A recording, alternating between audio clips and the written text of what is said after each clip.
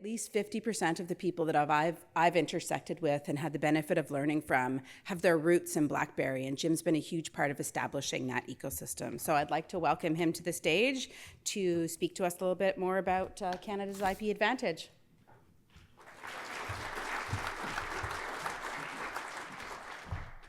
Thank you, Erin, and good morning, and thank you to Mike for inviting me to speak to you today. As chair of IAC, this event comes following the recent budget, which saw a renewed pocket of funding for IAC. And it's an ideal moment to reflect on how we think about innovation, investment, and ownership of ideas in Canada. I will briefly talk about Canada's economic realities and what the innovation ecosystem needs to be critical drivers of national prosperity, security, and sovereignty, and then we'll have a few minutes for questions. The digital transformation over the past 40 years has created a new economy in which wealth, power, and security are rooted in the ownership of IP and the control of data and AI. These assets behave differently in the market than tangible goods and require different strategies. They now make up over 90% of the S&P 500's $49 trillion total value. With the rise of AI, we've entered in the era of machine knowledge capital, a new form of productive capital that competes with and complements human capital.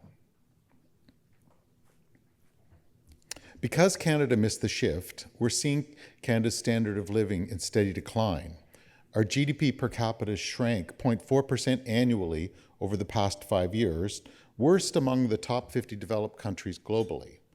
The OECD projects Canada will be the slowest growing advanced economy through 2060.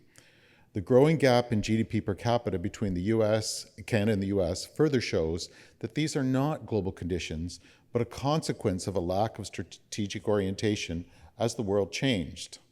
At the household level, the cost of living is getting higher. As paychecks have gone down, costs keep going up. In today's economy, productivity comes from new ideas that bring in new high profit margin revenue.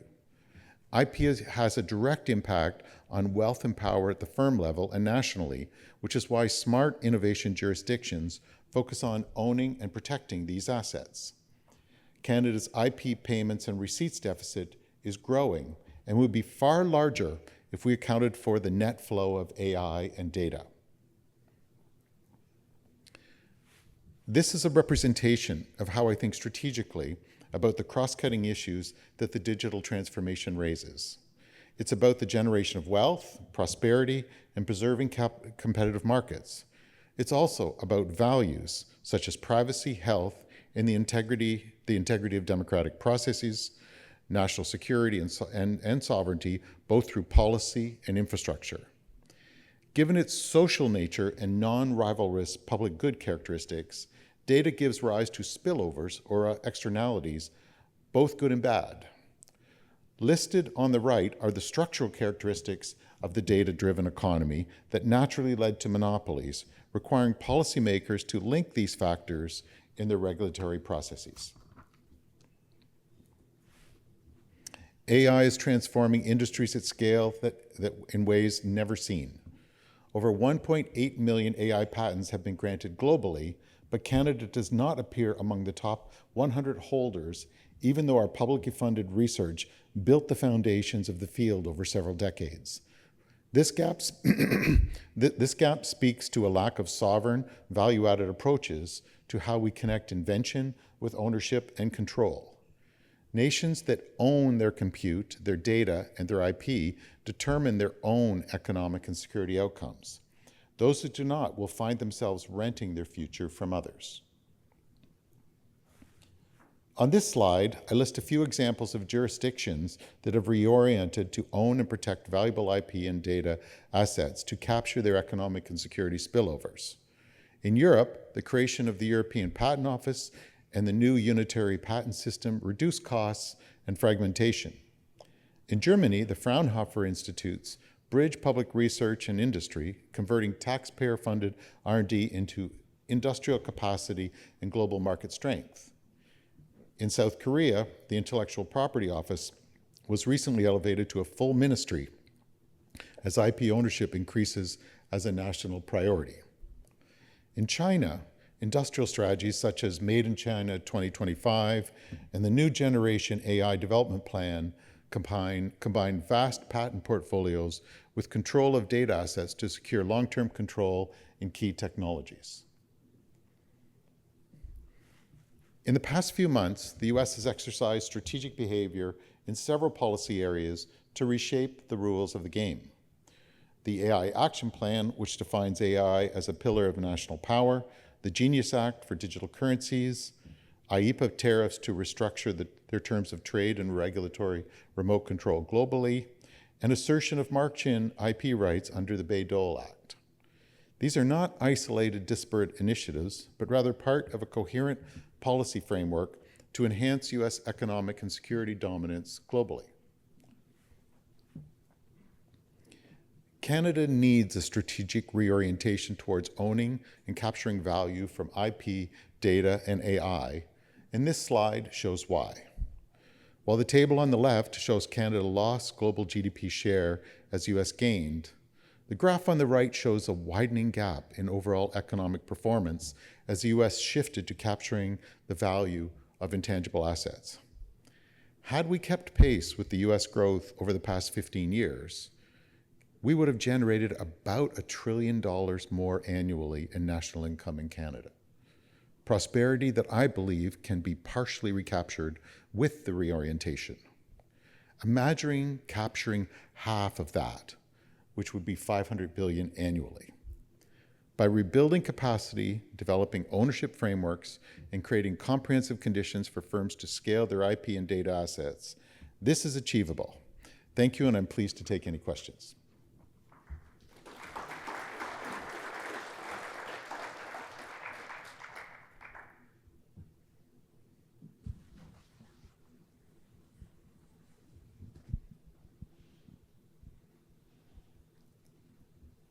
No questions?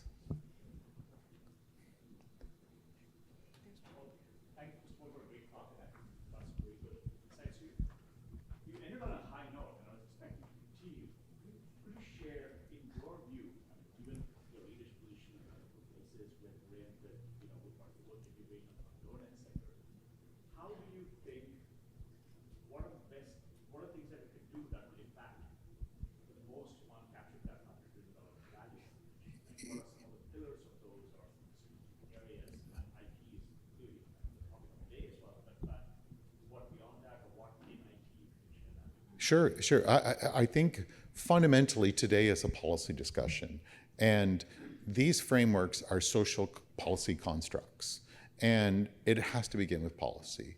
In Ottawa, their innovation expenditures something in the 20s billion a year anyway, maybe more. And there is no policy for capturing that. We effectively don't have one GPU of sovereign compute when you look at the EU AI Factories initiative. We've had no strategies for turning our data into an economic and social and security asset. And so that's why I chose 2010, because that's really thought of as the birth of the data-driven economy. So the knowledge-based economy had its time before that, roughly 25 years, maybe 30. 25 years. And then that next 15 has been the two of them together. So it's going to have to come with institutional and policy approaches. I do know that there's a reflection going on in Ottawa and at the subnational, but it has to be far more strategic, far higher priority than it has been given to date. This cannot be tweaks around the edges. I do think there's a review provision in the budget, and that's actually quite substantial because there was a fair bit of interaction where there was a wake up, oh my God, this is a big deal. And so now we have to start to treat it as a big deal. But currently it's not. And so how low do they want it to go? It's been a malaise in the policy orthodoxy of the country. Kind of a joke you've heard, the US talks Jeffersonian but rules Hamiltonian. You don't go to the bathroom in the US without the government managing its outcomes. And I say in Canada, we talk Hamiltonian, but we rule Jeffersonian. And so we need to have some of those deliberate structures at play, because you're funding it, you're creating the market, you're changing it hundreds of times a day. It's not in the education system, it's not in the policy system. And because there's such an asymmetry now, it's going to require collective institutional approaches, which is exactly where this conversation comes in. And I know we're having things like on minerals, there's $450 million on refining. We want all these critical minerals. High 90% of that is owned in the IP and in the refining capacity in China. How are we going to rebalance that asymmetry? How are we going to have strategies to participate in that? Or are we truly just going to be strip miners of just resources, but also strip miners of data, where we're just data centers with a shell and cheap energy? So it's going to require strategic thinking that's not been there for decades. Yes. I'm here with EDC Investments. So, sorry, thank you. I gave a long answer in case anybody else had a question, by the way. I'll be shorter. I'm just curious on the patent side. So I work on the investments team, and typically we look at it from an equity perspective. How much of the R&D with regard to the patent was developed here in Canada, and that research ownership before it was gone? I'm going to assume commercialization started in the US with regards to the patent and of that actual, whatever the IP would be for. So I'm just curious how much of the research is done here in Canada.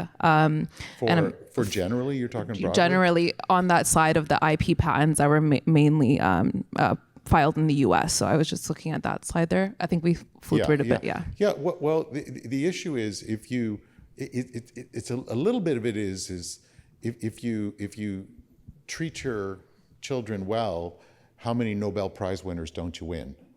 Or how many gold medals don't you win? Whatever your metric wants to be. And so there's a foreclosure of the potential, and you get another one of these just terrible reports by the Council of Canadian Academies today, which was front page of the RLB, all same old people circling round and round and round saying, we just don't know what the problem is. Look at all this money we invest in government-sponsored university research, but we don't have business stepping up. Well, if it's all gone through your partnering strategies with foreign firms, or you haven't filed provisionals when it was there, there's nothing to receive. So, I will tell you that when you have meetings with companies in the U.S., you talk about partnering and all that, but right after the meeting, you go and file your provisionals based on what was discussed in the meeting. And so a lot of that is, who knows how much of it just, we invented the space machine, time machine, didn't patent it, then somebody invented the door handle for the time machine and claims the whole thing because you can't get into it. And that inattention has been systemic. And as the world changed, which it has, that was my first slide, the bar graph, we're not in that game. So what's the number? It's you have to infer it, because you can't have a directly calculation that if you were a better parent, this person would have won a Nobel Prize. I actually have the number. Okay, what is it? Canada files 125 scientific publications for every 100 that the U.S. publishes, but we only file 25% of patents. Yeah. And you have to stay with it. It has to be a national approach, but it also, because it's abstract and it's defined in the courts, the game begins when you get to courts. Whereas in Canada, it's a failure if you've got to courts. But the truth of it is, you want $1 million for your idea, they want to pay you $10,000. It's going to have to be arbitrated by some judicial construct. It's not a bad day. It's like a janitor, it's a bad day, I have to clean things. It's what you do. And this is an abstract, socially bargained realm that's adjudicated for high stakes, and that's just the day. But it's not in our DNA, and it's not in our, what school teaches capitalism in these realms? And that's been a big part of stuff I focus on. It's got to be in the education, it's got to be in the institutions, it's got to be in the funding programs. And it's the direct explainer. And when you read these reports, like in the Council of Canadian Academies, they miss the whole thing. They're blind to it. Have you ever read these things about strokes, that if you have a stroke on one side of you just don't even know that there's a right hand, and you refuse to admit there's a right hand there. You just refuse. And that's policy here. I just refuse to admit that there's a right side of my body. No, it's And so, of course, this room is part of the answer and the solution, but it's absurd. Jim, can you just touch a little bit on freedom to operate? Hi. Just in terms of, what the challenges our firms face as they move into the U.S. market, the European market, the Asian market, in terms of freedom to operate, not just patents, but in all areas. Yeah, I mean, sometime a few months ago, the head of an international agency for intellectual property, who's New York based, and they've been around since the 1880s, so you'll know who they are. And the CEO, we were having dinner talking about this, and I said, yeah, it's just not here. Like, people don't understand that hundreds of demand letters are issued every day. And he says, no, Jim, no, you're wrong. And he said, it's thousands. And so the whole game is being constructed by threats and cross licenses and disputes and prior art. And then eventually, it's like, the way I say it, it's like you go into a kennel and you see these two dogs getting along really nice and they behave themselves. You didn't see the 30 seconds of fur flying like crazy and howling for who got access to the bowl first. And once that's established, it's established forever. And then you structure the rent elements. So that's how and freedom to operate is a multi-dimensional realm that determines which dog gets to the dog bowl first. And it's all of these dimensions. We could spend weeks discussing it, but this is, I mean, patents are a part of it, but many, many other aspects are a part of it too. The reason we use patents is because they're just so quantifiable. How do you quantify trade secret or copyright? It's hard. So it's externally referenceable as an objective number. Yes? Hello, Jim. Test. Okay, perfect. I'm curious. Clearly, we're behind. And you've brought up some great points about what's happening in other jurisdictions. And I'm curious to know if there's any opportunities to either align ourselves with other jurisdictions or adopt some methodologies or whatnot that they've been taking on to, further. They're already ahead, accelerate their growth that we're just not doing and should be there's addressing. Tremendous opportunity for standards, tremendous opportunity for alignment, lots of stuff under CETA for mutual recognition.